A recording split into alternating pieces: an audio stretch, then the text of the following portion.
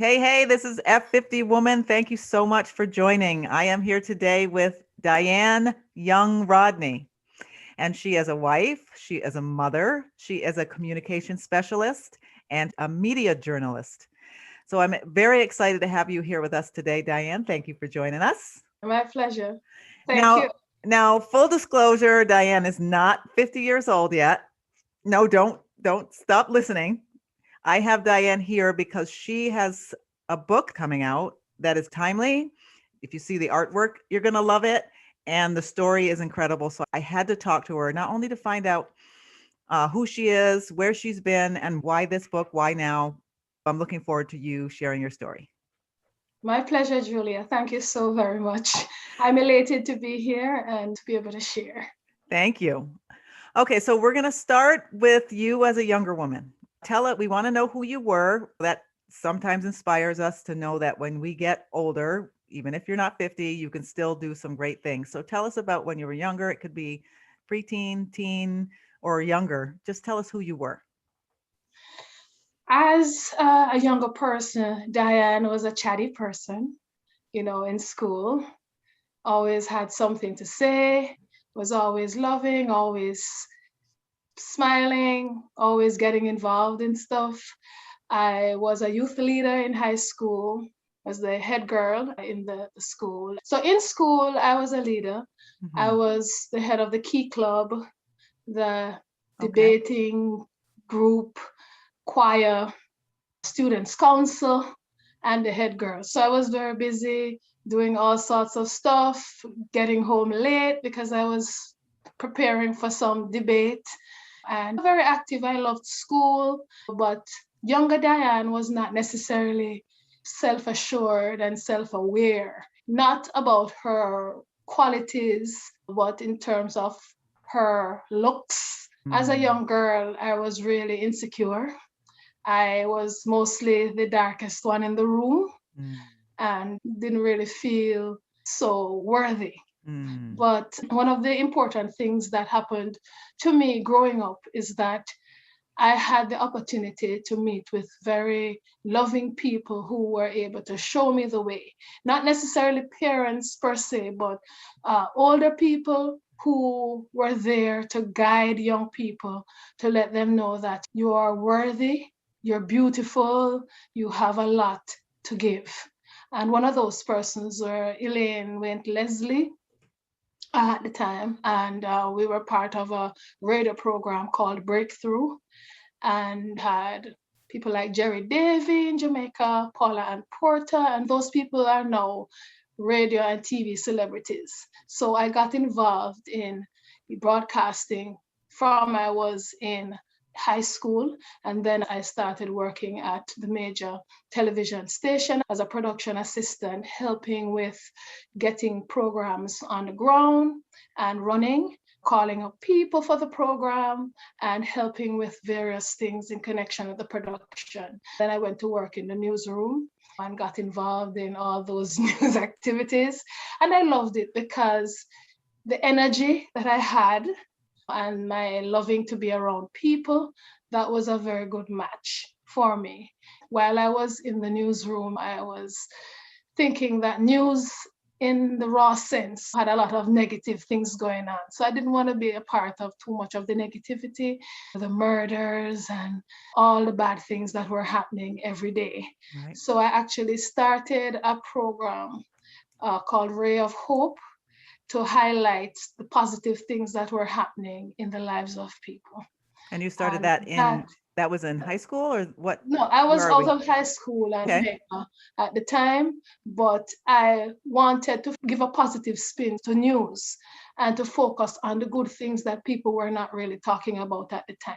Nice. And that was a good point for me because even though when I was in high school, I did a lot of projects to help schools and students, it just was a continuation for me to see what I could do as an individual to help brighten somebody's day, provide them with assistance, let them know what's out there and how they can turn their lives around.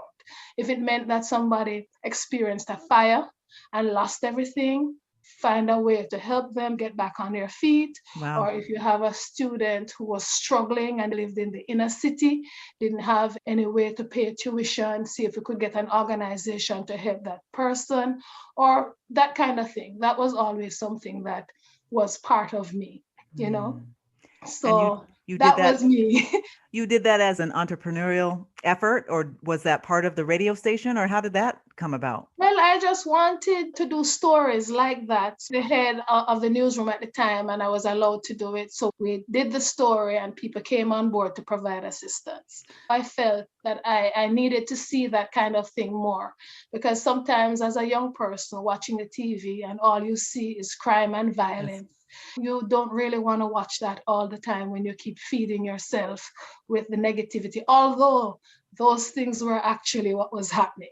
I just wanted something different, but I still feel this way.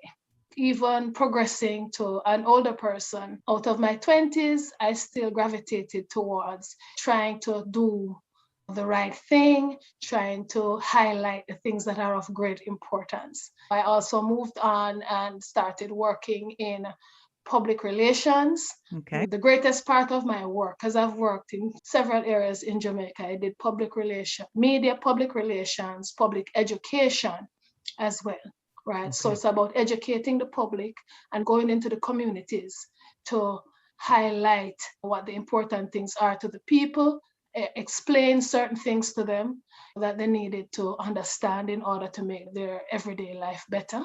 Right. Find out how other people can help those around us in terms of corporate responsibility and that kind of thing. So I've always been in the realm of trying to help somebody or get somebody to help somebody. Even though it was not my main thing, that's what I enjoyed the most. And so tell me, what was one or two or the greatest pushback you had in your work with public communications and public relations? What was the major? Did people even want to hear you? Did they resist it? Or was it more the corporations? Talk about what your greatest challenge was in doing that, which seems like a passion project. I didn't really get a lot of pushback. Okay. Because I feel like people have this thing within them where they really want to help in whatever way that they can. People will realize that, when it has to do with corporate, they always want to make sure that they're the ones that are highlighted. Oh, I'm the one who is doing the job. My name has to be here. There needs to be signage over here. Public relations is bigging up the organization, presenting a scenario that they are the ones who care, that kind of thing, right? Whether or not they really cared or not. Right. But I feel they have skin in the game. Even though that might be the bottom line, it doesn't prevent an individual to put their own spin on things and making sure that both parties benefit. Nice. So that's what I think people should always do. Even if the organization is on one side and the people are on the other side, you're the one in the middle to facilitate a meeting of the minds and get both areas to benefit. So you're in Jamaica still during this period. Tell us about college. Tell us about how you got to where you are now. I know you're in the United States. How did that come about? You found this amazing man and he just whisked you off to the United States. I didn't really go to college in a traditional sense. Okay. I didn't just leave high school and enter straight into college. I went to work in media first. Nice. And I did a diploma program while I was working for about 5 years after I started in media. Okay. I didn't have all the qualifications necessary because my school was not a traditional school. I'd have to do my A levels because in Jamaica, you have your regular high school subjects that you have to do, and then you have the A levels, which the traditional high schools have built in. But with my technical school that I attended, you have to go to another school to get the A level subjects required for college, and I didn't do that. I went straight to work after high school. So after working for about 5 years, there's a program where you can do a diploma program if you are on the job that will propel you into the bachelor's program. I followed that line and then I wanted to do the master's program. So I applied for a scholarship and was shortlisted and everything, and I didn't get it. Somebody wow. with a disability got Okay. the scholarship, which I was happy about, but it didn't prevent me from crying. And you reach a stage where you realize that sometimes when you cry about a situation Mhm. and feel defeated, you're Mhm. not really defeated. It's just that that's not your path, right? That's not what you should have done. That's not where you should have gone. Yes. So you have to know that, listen, this didn't work out because that's how it should be. And I didn't do that program, but when I got here to the United States, I went and did a master's program, which was better because, when you come from another place other than the United States, Yes. your qualifications are not necessarily looked upon as being on par with Right. those who studied here. That's true. So to have your master's degree in the US would have been better for your prospects. So how did I get here? My mother was living here and my three sisters long before I came. Mhm. I was in Jamaica, they were here, and then I decided that maybe I should go and live with my mother because there was a stage where I wanted to have a family and the pickings weren't that great. And maybe I should make a change. And that's how I ended up here. While I was in Jamaica and preparing to come, I met my husband in Jamaica. He too was planning on migrating. And yeah, so he met me and was saying, okay, he's going to New York.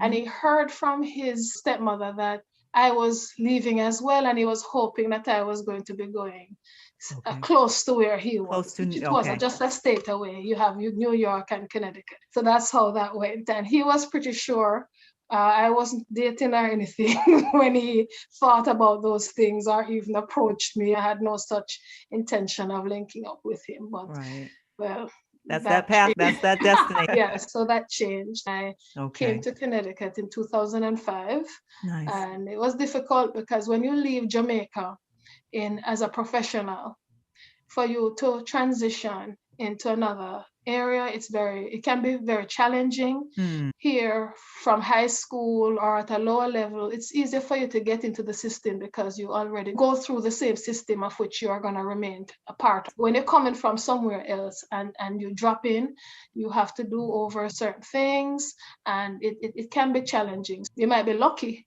when something happens and you get in easily, but it was difficult when I first got here Hmm. to get a job and that you wanted to get, because you have people who, you can get a job anytime, go to McDonald's, and you're like, but I spent so many years studying a minimum wage job, and they're gonna, oh, well, you think you're better than this or better than that, Right. so they go through a lot of stuff. And that's not a unique story to you. That's pretty standard, I imagine, when you're coming from a whole host of different places.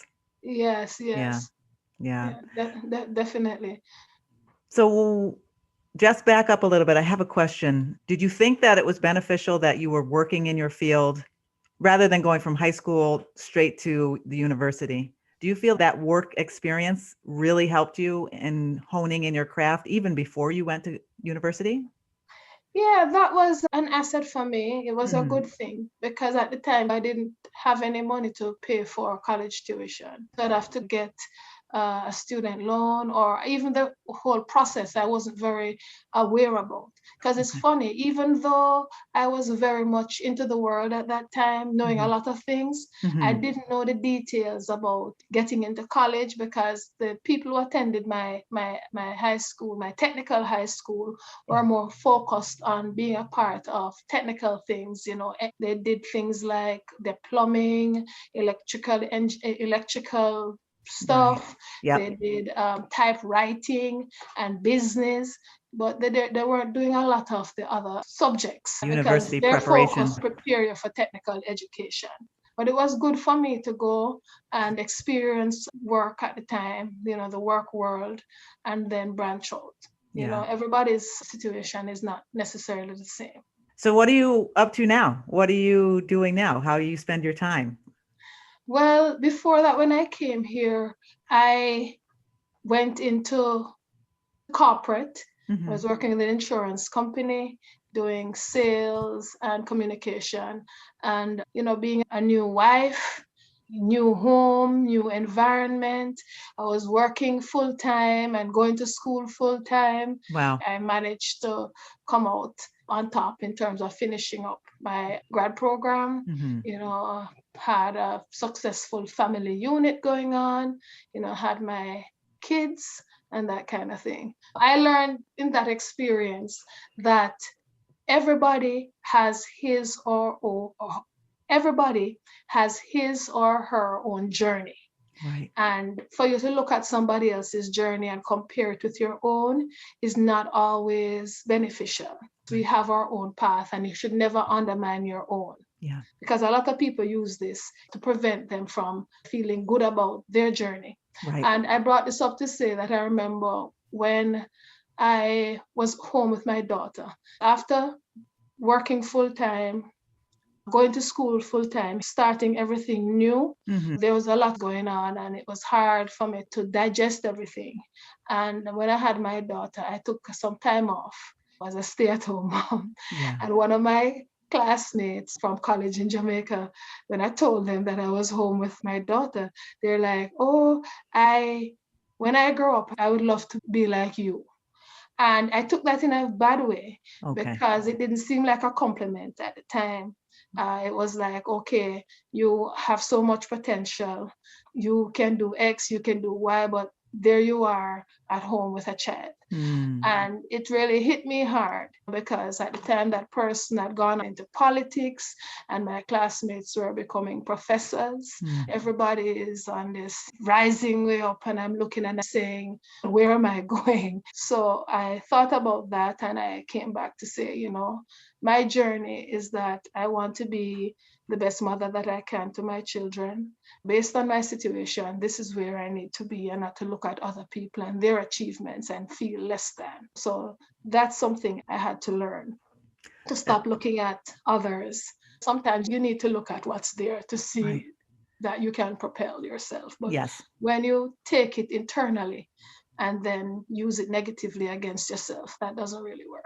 It's not beneficial. And then we go back to the idea of you have a different path than they do. Exactly. And I always used to tell my children, you don't know what they're going to be like in 5 years. What if you find out that he's got cancer and he passes away? Now you wanted his life, or do you want your life? That kind of, you just don't know what's coming. Let them enjoy their moment and you take your path. But that's an incredible lesson.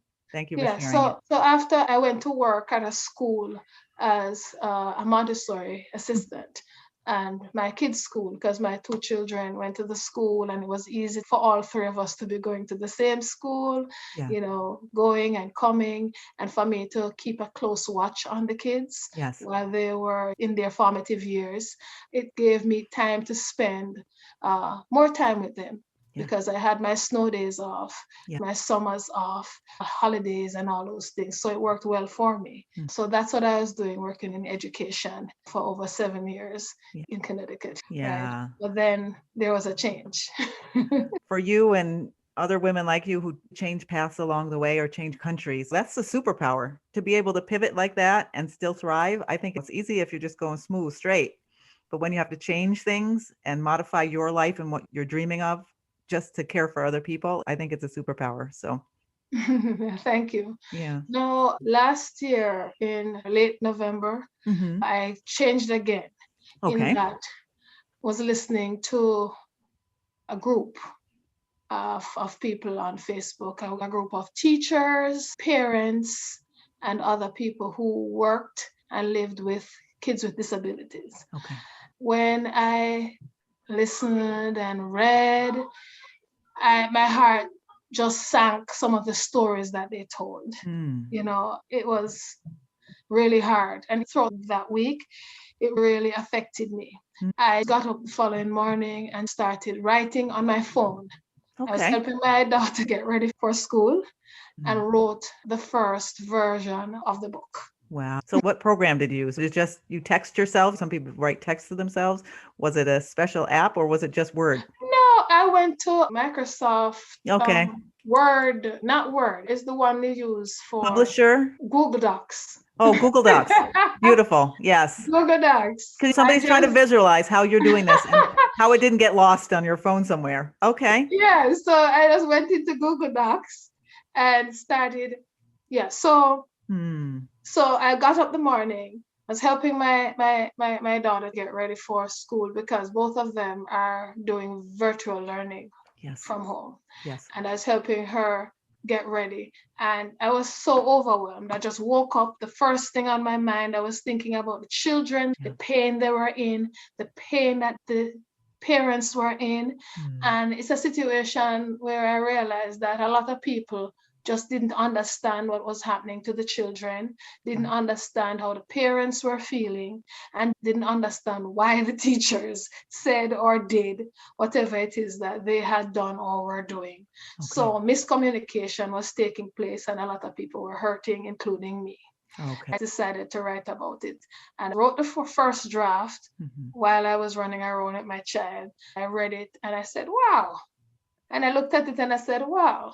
And then I said, you know what? I'm just going to turn this thing in a book because I think that I have some messages that I need for people to hear, you know, and I just ran with it, you know. And the funny thing is that but then I was working on the novel and I couldn't find enough time to dedicate to the volume that was necessary. I was tired in the night when everybody was asleep. I was supposed to be writing, but it wasn't going as fast as I would have wanted it to.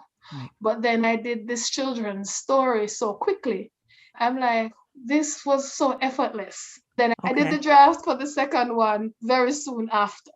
And I said, this is something that I should embrace, and I'm doing it for a good cause because it has always been my desire to help bring about positive change in the lives of the people around me. I just ran with it, and I have a lot of dreams and goals regarding this book series and other things.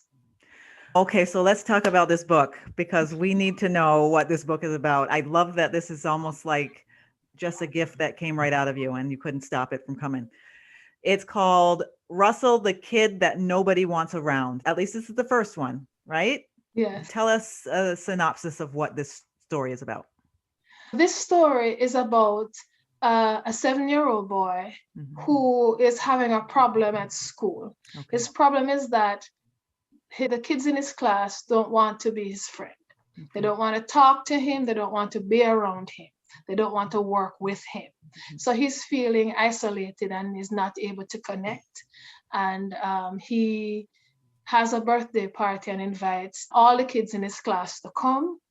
Change took place in the life of that boy and another boy who was very instrumental in bringing about this change, right? So this is a story that means a lot to me. And parts of the story are not necessarily made up because some of the events actually happened to another boy. I incorporated it. And it's just a message that everybody, irrespective of who they are, what they do, they deserve to have a friend.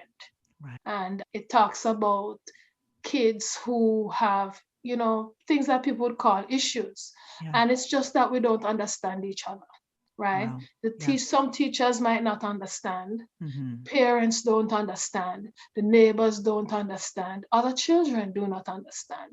So how do we create a scenario where we seek to find out more about an individual and see how we can create a situation that we can live together in a positive way? Because one of the things that strikes me is that when you deal with kids with disabilities, we are always saying, okay, this is how you should act, this is how you should do this, or this is how you should do that. And we're saying this to the child who has this situation going on. But then very few times we say to those looking on or those who work with or live with these kids, okay, so that's what they're supposed to be doing. What are we supposed to be doing? How do we behave towards these children? We're not focusing on that. We're talking about the child, but we're not talking about us. And I think that there's a big gap right there. I think understanding should take place on both sides. So you should understand you're just as if you're just like you're a teacher in the classroom.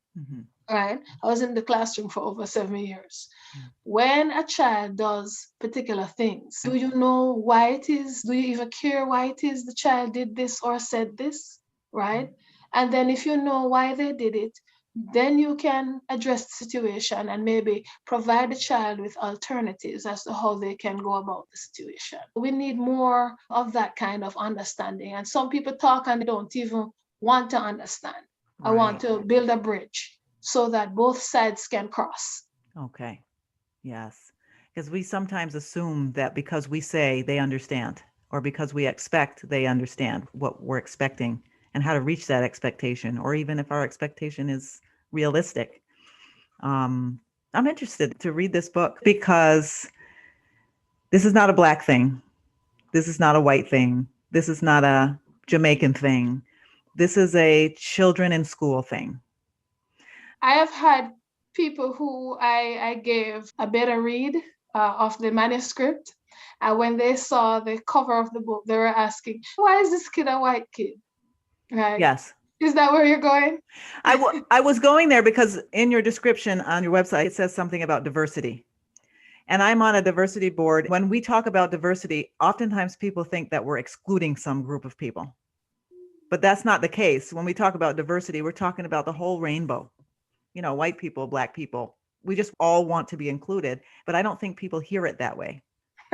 Maybe that's specifically why Russell is not. I actually wrote a blog entitled, Why is Russell White? Did you really? I Okay. did. We have to figure out where to get that. Is that on your website? It is. I Okay. did it because people were asking me, why is the main character on the cover of the book Caucasian? And I am focusing on kids with disabilities. Yes. This is something that crosses all gender, crosses race, Yes. right? We're talking about kids all over the world Yeah. who have issues that Russell has. Russell is not just a red-headed kid. Yeah. There's a Russell in every school and in every class. When I did my research, they say at least three in each class, at least three kids, in your Yeah. class has, some level of differences, Yeah. compared to the general population of the class. I believe Right? that. Yeah. So Russell is in every class, in every school, in every continent. Yeah. Right? So it's diversity, as the name suggests. Mm-hmm. It's not just about skin color. It's about behavior. It's about culture. It's about many things. Yeah. Right? Yeah. It's diverse. I use Russell because in my experience in the school setting, Mm-hmm. Russell is part of many characters, right? Yeah. And one of the characters looks similar to that one, right? So Yeah. I just chose it like that. It wasn't specifically, I didn't do it deliberately, but Okay. It this is wasn't. Russell to me, Okay. right? Right. And one of the things I want people to understand is that although right now we have a push in, celebrating Black voices, Yeah.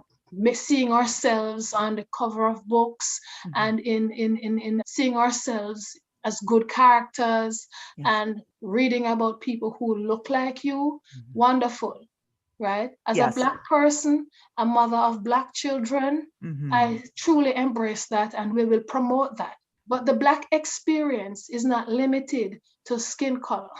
My experience in the classroom as a Black educator is that I see Black children interacting with white children, white teachers interacting with Black teachers. I see everybody interacting. So the Black experience is not just a story of a Black child. It's also a story that a Black child tells of a white child. If you see where I'm going, I because this absolutely particular get it. story is narrated by a Black boy.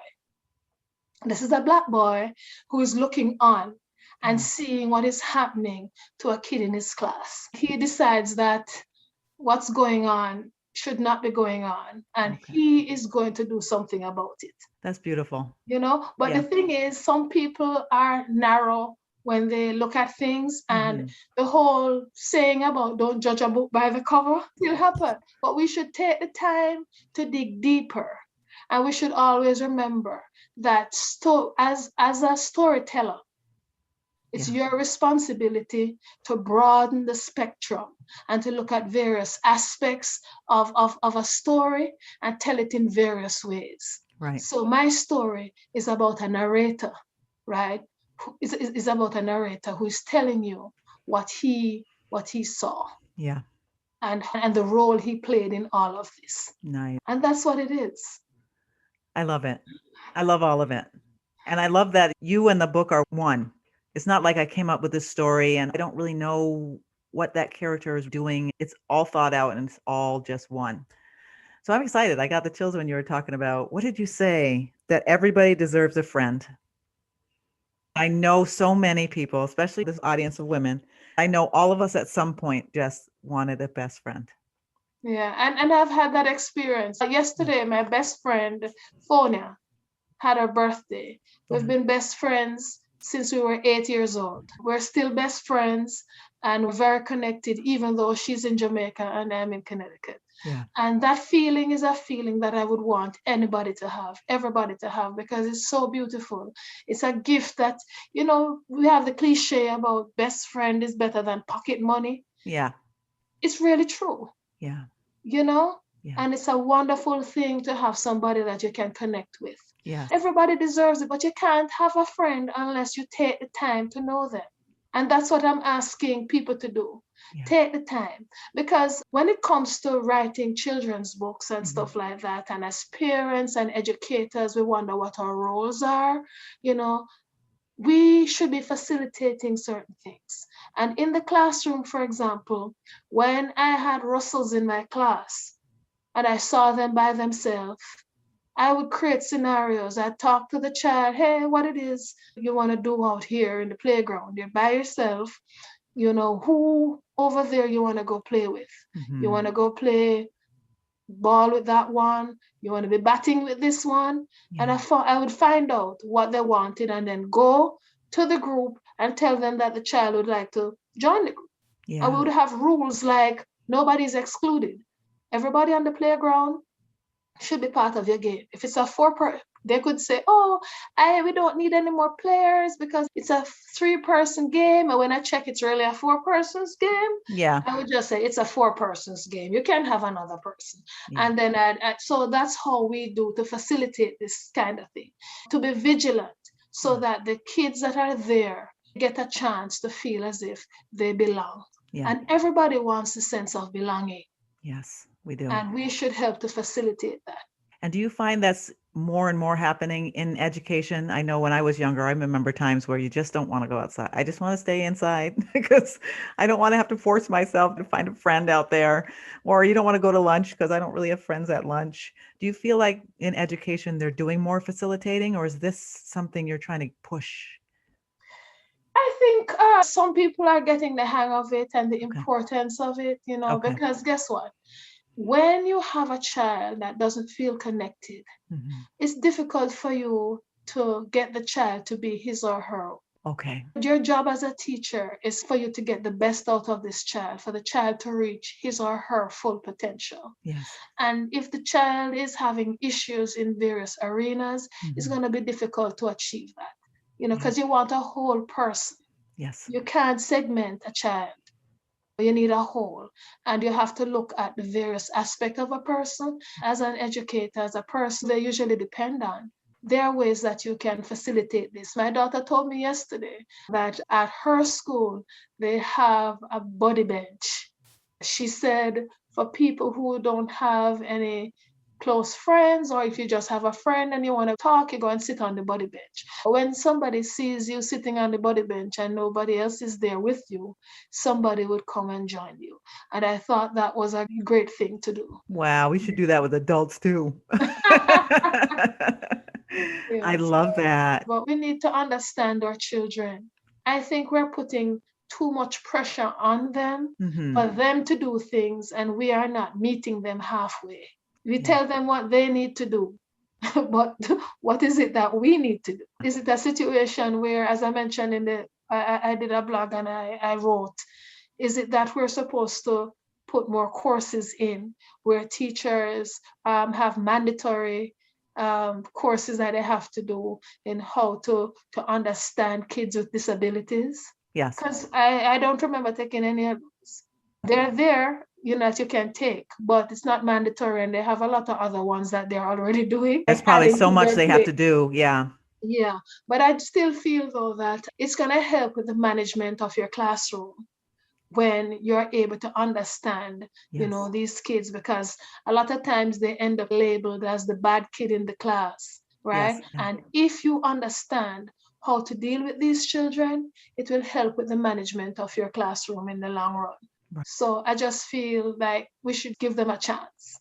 And you're not just talking about the severely differently abled, because some people may have a difficulty in interpersonal connection. So you're talking about the whole range, and you have a lot of kids who are not neurotypical. So Okay. you're not gonna have some of them seeking attention, so they do attention seeking things, and then you're gonna feel, oh, this person is so annoying, they keep coming beside me, or Yes. while the teacher is trying to explain something, they're the ones who are talking, Yeah. or leaving the classroom every minute to go to the bathroom and disrupting stuff. They have a lot going on.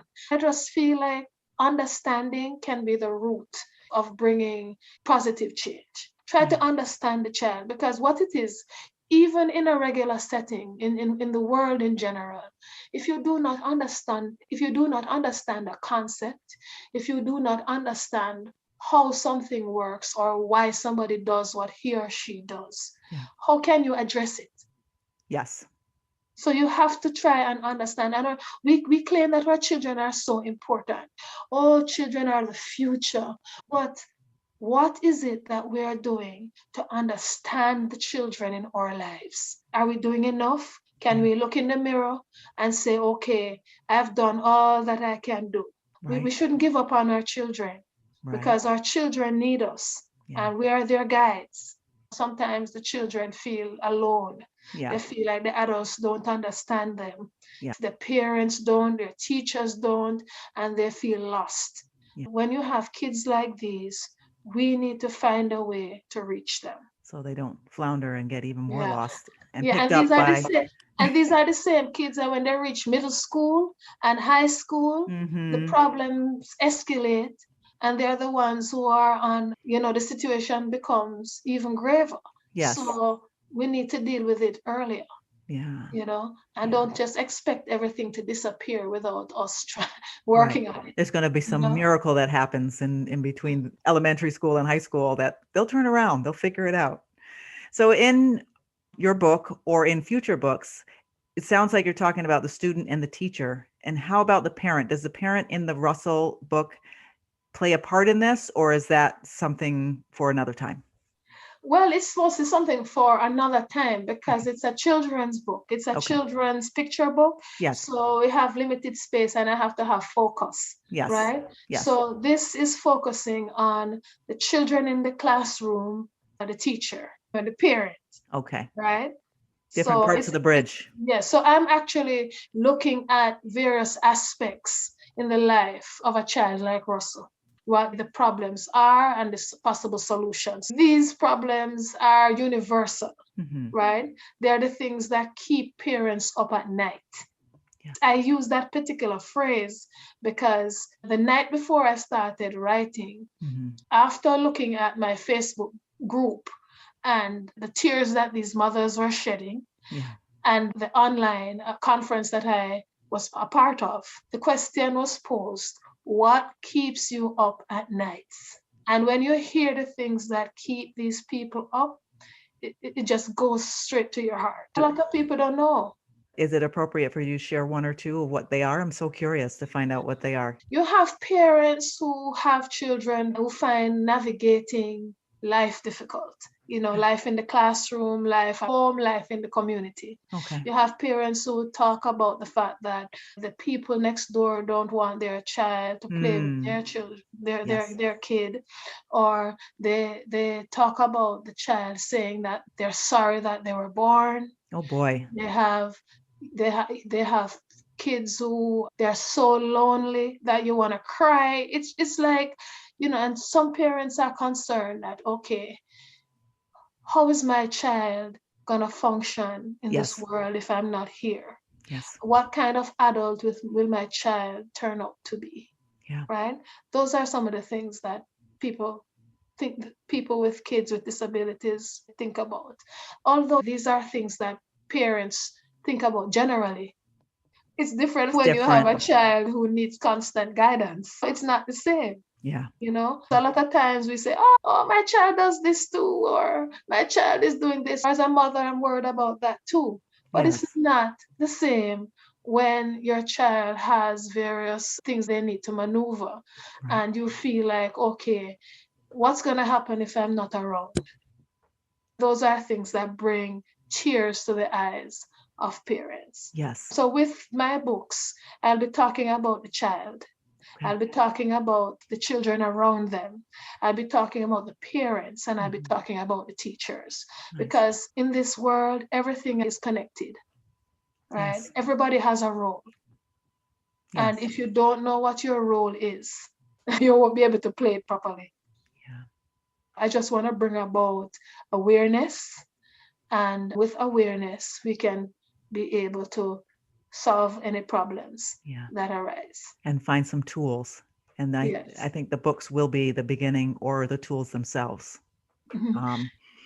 Wow, that's great. I can't wait to read the book. My interest is so sparked in children with special needs. People get sick, people die, people have special needs. But to hear the pain of those staying awake all night brings it to a different level. I just love what you're doing. Thank you for doing that. Thank you for being inspired. God had a purpose for why you were walking the way you were walking. Imagine if you weren't in the classroom.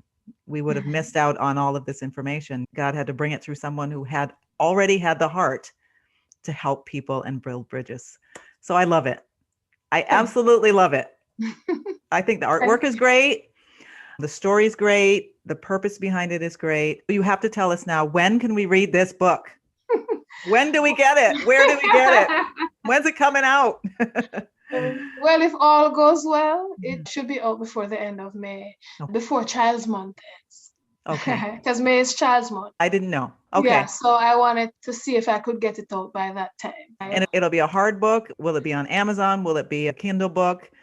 Well, it's going to be both hard and soft. Okay. Right. It's a paperback on Amazon, but I'm going to have the electronic version first. Okay. Right. So I'm going to be asking people to go on Kindle and read the book, because you're going to have a free period that you can read the book for free. Okay. And if you like the book, you give me, you write. If you like the book, you can give me a quick review. Reviews are very important for authors. If you get a free version of the book and read it and you don't like it, you don't have to write a review, and you don't have to buy it either. I'm telling you. Yes. I think my book is good, and I think you will think my book is good. Right. So just read the free version. And if you like the book, you can buy a copy for your kid, buy a copy for the neighbor's kid, your niece or your nephew, your friend's kid, your child's classroom library, or your public library. There's a child in your life, whether you have children or not, that could use it, or your community that can use it. So how does our audience get in touch with you after this show is over?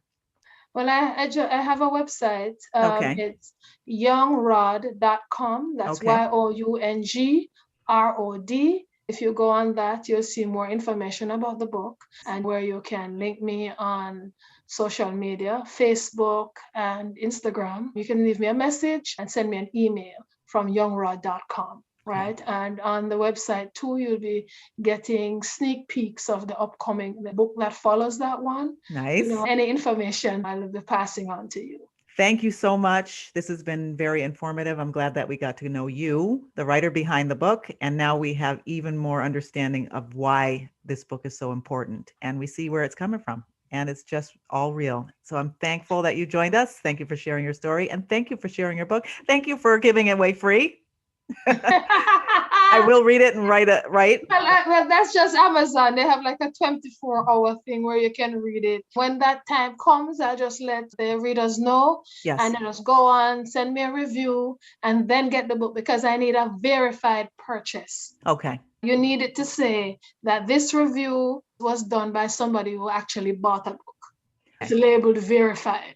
It's important because during the first few days of the release of the book, depending on how many people buy the book, that propels you, into getting bestseller status and stuff like that. Oh. It's very important, not because I wanted to let people know that my writing a book is not to get fame, but for the message to reach people. I feel that for it to reach the amount of people I want, you have to get a certain type of status because people are not going to see something that nobody's buying. Yes. Right? It has to get the visibility. Everybody's quiet about, right? So when you review, others will see.